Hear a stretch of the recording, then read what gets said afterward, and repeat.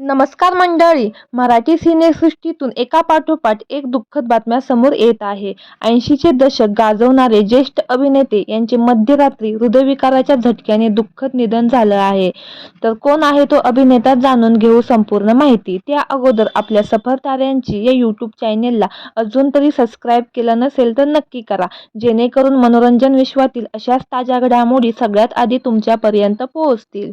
एक काळ गाजवणारे ज्येष्ठ अभिनेते अविनाश खर्शीकर यांचे हृदयविकाराच्या झटक्याने दुःखद निधन झालं आहे.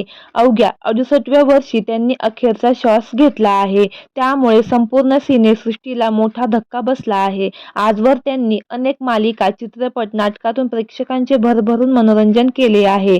90च्या दशकातील तरुणींच्या गळ्यातील ते ताईत होते. अविनाश खर्शीकर यांनी आपल्या अभिनयाने प्रेक्षकांवर भुरळ घातली होती. 90च्या दशकात अभिनयासोबतच अविनाश यांच्या लूकची देखील तितकीच चर्चा सिनेसृष्टीत होती. सदाबहार अविनाश यांनी दैनंदिन मालिका दामिनी यात मुख्य भूमिका साकारली होती. तसेच माझा छकुला या चित्रपटातील चोराची भूमिका त्यांची प्रचंड गाजली होती.